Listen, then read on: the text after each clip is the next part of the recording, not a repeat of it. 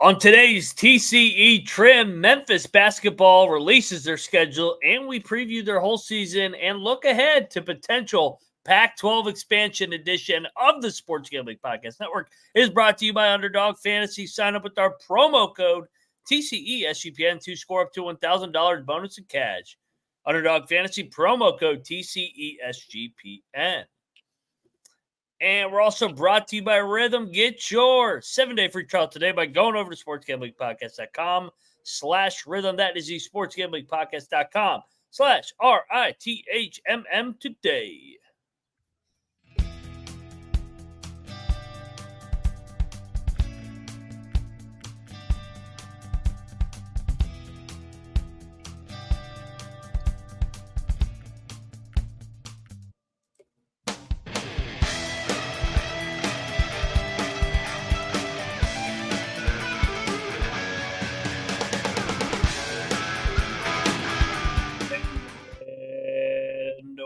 Welcome, everybody, into the college basketball experience, TCE Trim.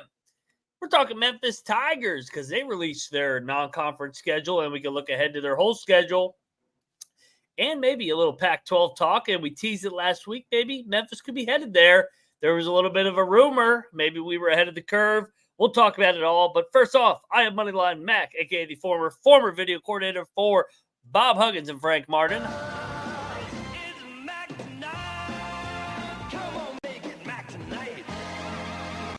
Also known as Mac Tonight over here at the College Basketball Experience, and we're making audibles here, adjustments. Camera's not working. We're going off the laptop. So, yeah, I was trying to get used to it right here instead of going up, cheers up top. But, hey, welcome everybody into a TCE Trim, Memphis Tigers style, and, Sicko season. So this guy's coming in hot because he is the host of the College Baseball Experience, co-host of the College Basketball Experience, and he's also the window banging, drywall hanging, LeBaron driving, Noah Bieniek, a.k.a. Noah B77. Noah, what's up, man? How's it going, Mac? Yeah. Let's talk some Memphis basketball once again for the second week in a row. We've got a TCE Trim dedicated towards Memphis. The latest piece of news here was that John Canzano of Fox Sports, prominent West Coast voice in the media, reporting that the Pac-12 is preparing to take a second bite out of the expansion apple. Meeting is planned for the middle of the week for Memphis and Tulane, who are the top targets for the conference. UNLV and some others still in the mix.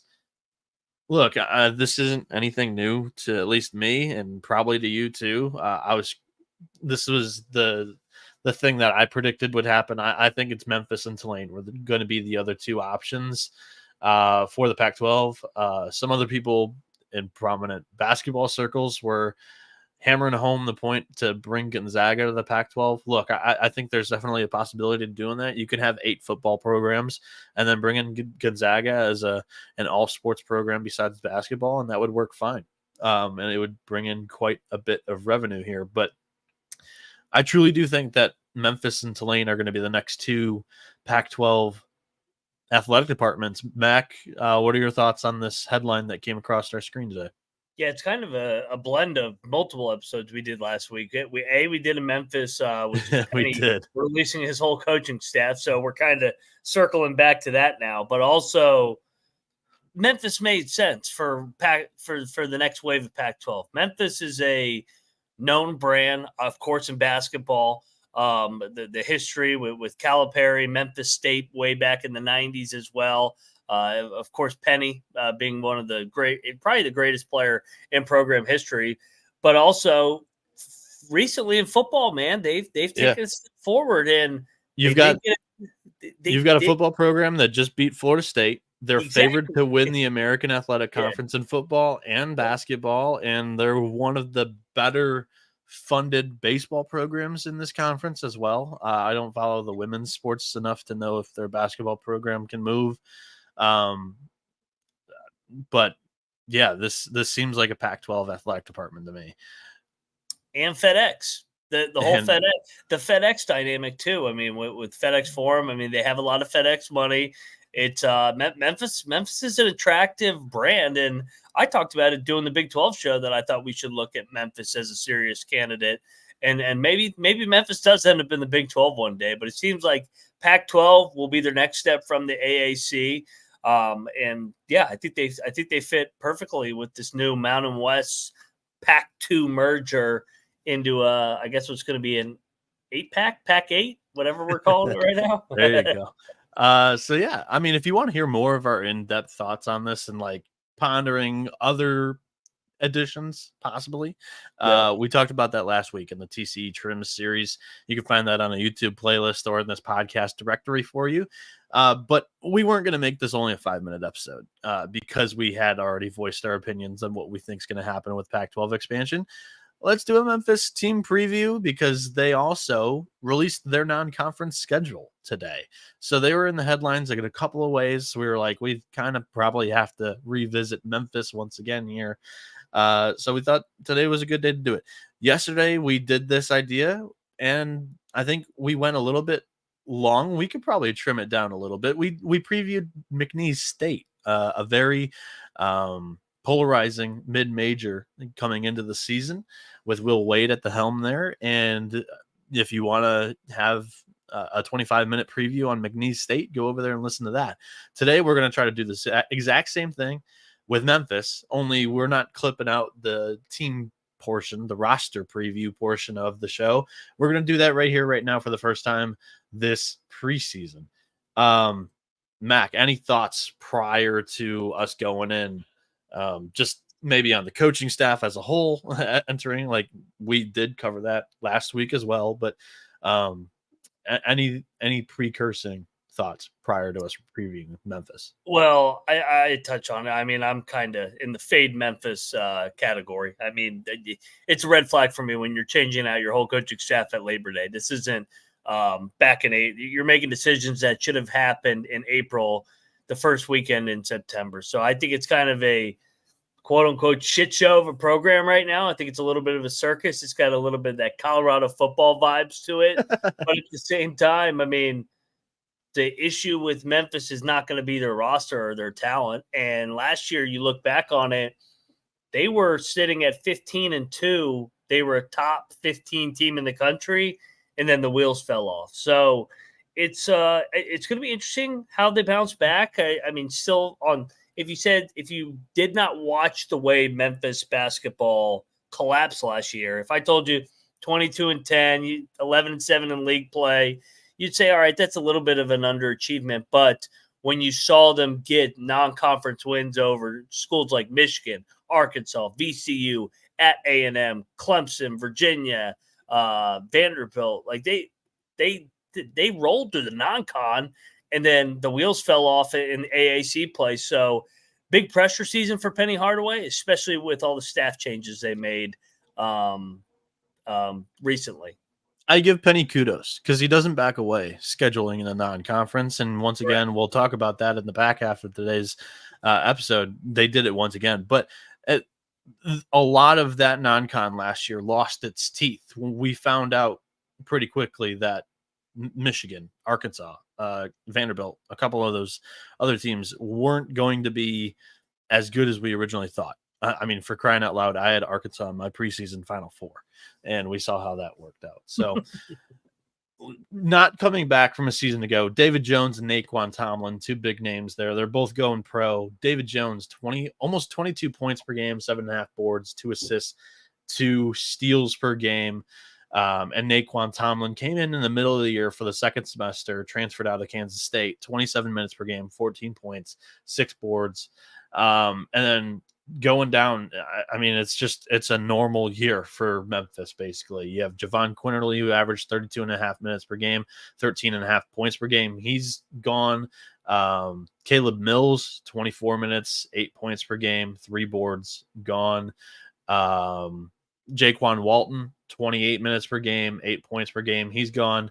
Ashton Hardaway is gone. JJ Taylor, Carl Sharon Font, Jonathan Pierre, Jalen Young, Jordan Brown, Malcolm Dandridge, Jaden Hardaway. Everybody has left the program basically from last season. They do return one guy in Nicholas Jourdain, who played 22 minutes a game, 6.5 points, 4 rebounds. Buckle up for the transfer portal, because here we go. Tyrese Hunter, a guard coming in from Texas, played 32 minutes per game in the Big 12 last year, 11 points, 3 rebounds, 4 assists per game. That's a good point guard. PJ Haggerty comes in from Tulsa, averaged 21 points per game for a bad program, but 33 and a half minutes per game in the American last season. He played in this conference. I expect that he's willing to adapt to a winning program, but we'll see. 5.5 boards, almost 4 assists as well. These are 2 guys that move the ball pretty well and have a knack for scoring. Let's talk about one more. Colby Rogers, a redshirt senior, transferred in from Wichita State, 35 minutes per game in the American last year, 16.5 points, 3.5 boards, 2 assists. All 3 of these guys can find their shot, but Rogers is the best 3-point shooter, 40.9% from deep last season. And to round out the projected starting 5 is Musa Cisse. He returns. He does his trip around the sun, once again finishing his career, college basketball career at Memphis, where he started. It's the 7-footer in his 5th season, played 17.5 minutes of basketball with Ole Miss per game last season, 4.5 boards, 4.5 points. And then breathing right down his neck, right behind him in that big man role is Dane Danger, coming in from Illinois, almost 11 minutes per game last season, but he was super productive in the 11 minutes that he saw. He didn't really fit the mold for them, for the Illini, as Coleman Hawkins was playing down low a bunch for them, but 6 points per game in his limited role, 3.5 boards, and he was 67% from the field. When they gave him the ball, he was pretty productive. You also have Brock Okogie coming in from George Mason, played 24.5 minutes, 8 points per game. He averaged there almost 3 boards, 2.5 assists. And then Tyreek Smith from SMU, 19 minutes per game in the American last year, averaged 8 and 5.5 boards. And then PJ Carter, transferring in from UTSA, 20 minutes per game. He's a 5th-year senior, averaged 9.5 points per game. Catch my breath. Mac, I like the backcourt, but there are a lot of mouths to feed. Yeah. What's your opinion on Memphis's roster this year? I had to check myself, because I'm like, man, my last year at West Virginia in the coaching industry, I swear Tyrese Hunter was at Iowa State. I swear Tyreek Smith and Musa Cisse were both at Oklahoma State, and Tyreek Smith was also at Texas Tech. I was right. I was like, wow, these are the same individuals that I remember. So they're super old. A lot of mouths to feed, clearly a lot of egos, a lot of guys that got paid via NIL coming over from decent programs. Haggerty, I seen coming into the year is getting a lot of flowers, but shot a lot of balls on a really bad team, a really bad Tulsa team. So does he translate into winning? Tyrese Hunter's played big games at Texas, at Iowa State. So he's been to the second weekend 2 out of the last 3 years. Cisse and Tyreek Smith have just been inconsistent in their careers.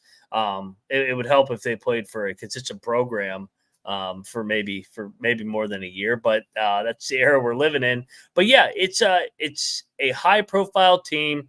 It's a Penny Hardaway Memphis team. They got a lot of dudes that have been around the block, and we'll see if they can all buy in to winning with Penny Hardaway, not Penaway, Penny Hardaway.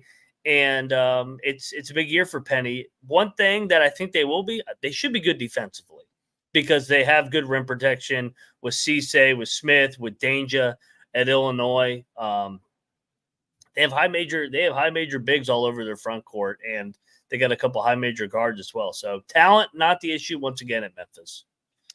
All righty. We're going to dive into the schedule in the back half of the show, but first we're going to take a break, because the war against corporate gambling never stops. We need you guys to go over there and help us. Do us a favor. Leave a like, rating, review, subscribe to wherever you're listening to the college basketball experience, the college football experience, college baseball experience, the Big 12 college experience, or the sports gambling podcast, or anything else on the Sports Gambling Podcast Network. Go over there, leave a like, rating, review, subscribe to the YouTube channels. It's a way to help us out tremendously. and the word of mouth is better than anything else. That's how SGPN has grown and continues to grow, and we appreciate any of the help that you guys are willing to give us. And the NFL is back, and Underdog Fantasy Pick'em gives you a chance to win 1,000 times your entry every single week. Sign up today with the promo code TCE SGPN to claim your special pick plus first-time deposit offer up to $1,000 in bonus cash. UnderdogFantasy.com, promo code TCE SGPN. Have you ever wanted to create your own sports betting model for football, basketball, baseball? SGPN's proud partner, Rhythm, is the #1 AI-powered sports betting platform that helps provide bettors of all levels the ability to build custom predictive betting models in seconds and get predictions for betting on money lines, spreads, totals, and props. Claim your 7-day free trial today by going to sportsgamblingpodcast.com/rhythm. That's sportsgamblingpodcast.com/RITHMM. And we're brought to you by BetUS. BetUS is the best in the business, and they've been around for more than 40 years. BetUS has a massive props menu, same-game parlays, and some of the best boosts in the business, plus an all-new live betting experience. Use our link to sign up and get a 125% deposit bonus on your first 3 deposits. Go to sportsgamblingpodcast.com/BetUS. That's sportsgamblingpodcast.com/BetUS, promo code SGPN, so they know we sent you. BetUS, America's favorite sportsbook. All right, we're back here on the College Basketball Experience. Let's preview the Memphis basketball schedule. The non-conference was just finalized today. This morning, Memphis tweeted it out. They begin the season with Missouri opening night. The Missouri Tigers, November 4th, Monday night, FedEx Forum. Then they go to Las Vegas, play at UNLV. They host Ohio, and then they go at San Francisco, the Dons. That opening 4-game set. Mac, do you have the Tigers stumbling anywhere?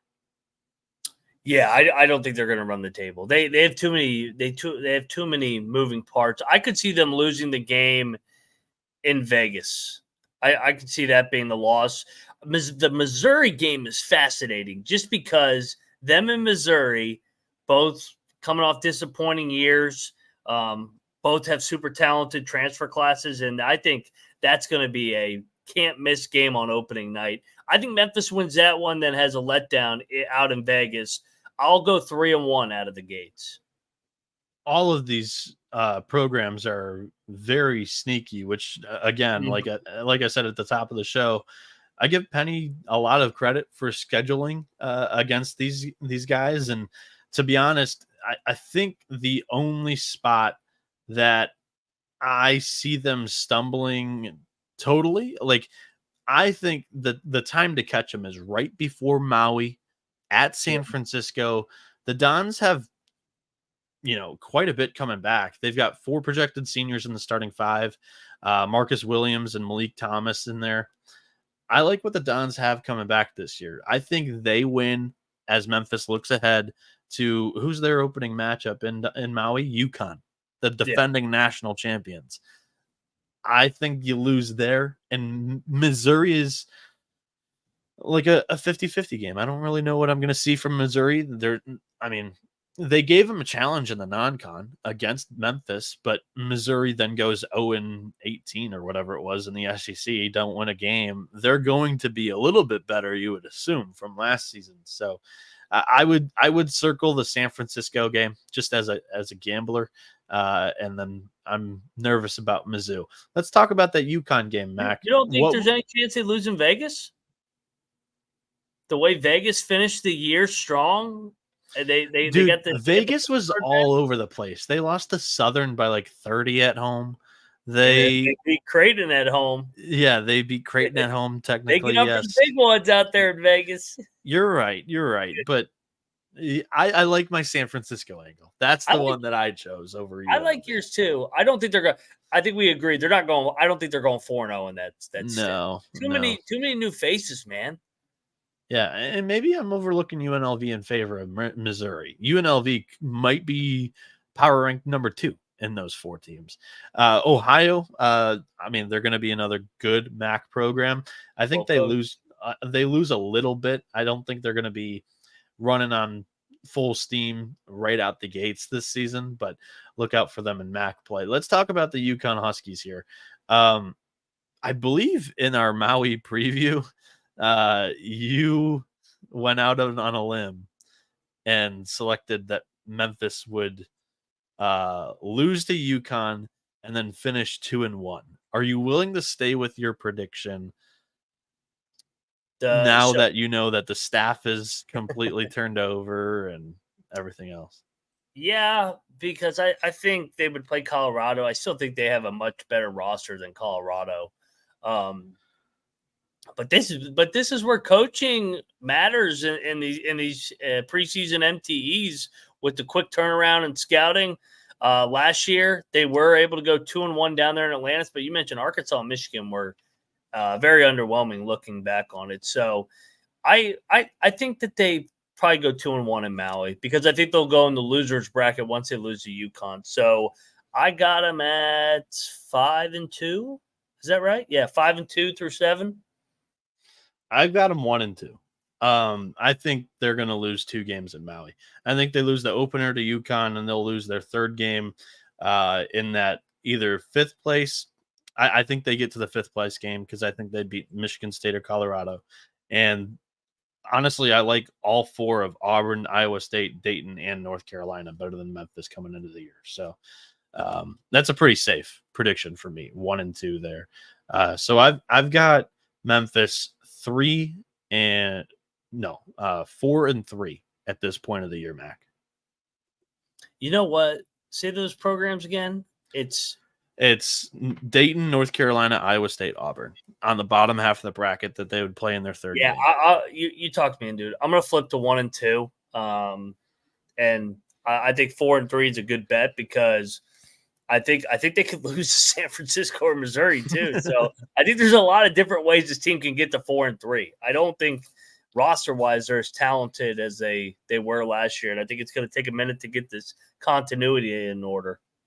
I'll push back on roster talent. I think they're right there with last year's team, if not pretty equivalent. But I don't. To your point, and I mean to everybody's point that's going to be speaking on this Memphis team all year, it's not a normal program when you release 4 coaches a month and a half prior before the season starts. Yeah. So coming back from Maui, they get a full week off. Their home game against Louisiana Tech is December 4th after playing their final game in Maui the Wednesday prior, November 27th. Then they host Arkansas State December 8th. Then they heat up. But Louisiana Tech, do you have them, sleepwalking through this game after Maui, or do they possibly have trouble with Arkansas State? No, because we said 1-2. They better be careful against Arkansas State. Brian Hodgins, year 2, they've made it to the Sun Belt final. That's a sleepy game. I think I'll give Memphis the win, but I could see that being a single-digit game where they get pushed. And a little bit of regionality. Arkansas State, Jonesboro's not too far from Memphis. So, I got them, at 6-3 here through 9? Yeah. Then they finish their non-conference. 4 in a row. At Clemson, at Virginia, and then they host Mississippi State and Ole Miss. I have them losing 3. I think they lose at Clemson. I think they lose at Virginia, and they steal one against one of the Mississippi schools. But I don't think they can win both in this 4-game stretch. I think that's an extremely tough 4-game stretch for a team that's going through everything that we've already been talking about. Yeah, this is a fascinating stretch because they get both the Mississippis in Memphis. Yeah. And Memphis, and they're on the road at both ACC schools. Yeah. I have them losing both ACCs, and I'll give them a split against the Mississippis. Give me win over Clemson, loss at Virginia. Tony Bennett will have those guys ready to go after they embarrassed them last year. I don't think Clemson's going to be as good this year. Mississippi State, I think they'll get at home, but then I think Chris Beard and company goes in there and gets it done at the Forum. So I got them finishing 8-5 in the non-con. It's a hard non-con, man. Holy shit. Is it 8-5? I have them 8-6. I think It's you only play 13 non-con. Okay, so You I have have them. them I have them 7-6. Is what I have them. It's a hard schedule. It is very hard, and we're talking about 8-5 or 7-6. How hot is the seat for Penny entering conference play, and how upset are Memphis fans entering American Athletic Conference play? Well, Memphis fans are delusional, so they probably think that they should go 13-0 in this schedule. They probably think they're going to beat UConn. I think it would be warm with how the season finished last year. I think rightfully so. If he starts 8-5 or 7-6, definitely, because they do have good resources at Memphis. I'm not saying 13-0, but I think a good non-con here would be 9-4, and if you get to 10-3, I think you're in a really good spot. I was just about to ask for ceiling. What do you think the ceiling is? Because I think it's 10-3. Let's say best case scenario they start 4-0. We don't think they are, but let's say they could. That's what I'm considering. Yeah, I think the ceiling outcome's 10-3. You're losing the UConn, and I have them. I'm firmly saying that they're losing to Clemson this year, and they're losing at Virginia. Let's say I say 6-1 out of Maui. They split the ace. They split that other trip. So I think 10-3 is the ceiling. I can't see them going 11-2 with this. I mean, they play their easiest opponent is Ohio U, who's a top 4 MAC team every single year. The Dons are good. Louisiana Tech's usually good. Arkansas State's at the top of the Sun Belt. Kudos to Penny. And additionally, they put Carolina and Alabama in the exhibition games. I know Scotty in the chat mentioned that. So yeah, he's testing these guys 100%. And dude, I'm giving them the fact that they go 2-1 Maui in that 10-3 outcome. Auburn, Iowa State, North Carolina, Dayton, that possibility of the bottom portion of the bracket. I don't think I would favor them against any of those teams besides Dayton in a 1-possession game. Yeah. I have them around 5 or 6 losses. Honestly, that's where I think they have. What's the nightmare scenario for the non-con? What's worst case scenario? 6-7. They probably have too many good Jimmys and Joes to go like 5-8. I think 6-7. So if I were to give you the UNLV game, nightmare scenario, them looking ahead to Maui, they lose at San Francisco. They lose 2 in Maui. That's 4. Lose at Clemson, lose Virginia. Like, you can lose to both Mississippi State and Mississippi Ole Miss too, right? Yeah, I don't think that they'd lose all 4 of those. Is what I'm saying. I don't think they'd lose 4 in a row. I think they would. I've got them losing 3. Yeah, but I think that they have. I think they have too good a roster to lose all 4. So I think worst case 1-2 in Maui, then 2-2 in that first 4. I think 6-7's their worst case. I'm gonna label it 5-8. I think there's possibility for it. Well, would definitely be hot. Yeah, conference schedule hasn't been assigned via AAC, but we do have their opponents, and it's in Torvik. You can see how much they're favored by for each game. The closest game, Memphis is favored in all of their conference games, all 18 of them. The closest game is they're a 1-point favorite at UAB. They've also got they're a 2.5-point favorite at Wichita State. They're a 3-point favorite at USF. They're a 3-point favorite at Florida Atlantic. I think that USF, UAB, Wichita State are all dangerous. The other 3, I don't know. And then it's Memphis. They're going to have one just mind-numbing loss that fucks it all up. I've got them 4 conference losses. Yeah, they may get swept by UAB. They'll probably split. But last year, I mean, UAB probably should have swept them if they don't throw out Andy Kennedy. So I mean, that was their one win against UAB. UAB is really good. They got a lot coming back. They do. Where's FAU? FAU, I think, is better than what people are. I think Jake still has a good roster. South Florida is going to be back. Tulane, Temple, who knocked him out of the conference tournament. Yeah, they're definitely going to lose 3 to 4 games. So I'll say, how many they play? I'll go 14-4. That's right where I landed too. I think you're giving them FAU. I'm giving them FAU. You're giving them South Florida. That's the only one that I think we flipped. But And looking, Noah, real quick, and I know Houston's not in the American anymore, so it's a little bit different. Penny's best year was the COVID year. They were 11-4. So every year they've had, I'm going to flip to 5. They're going to lose 5.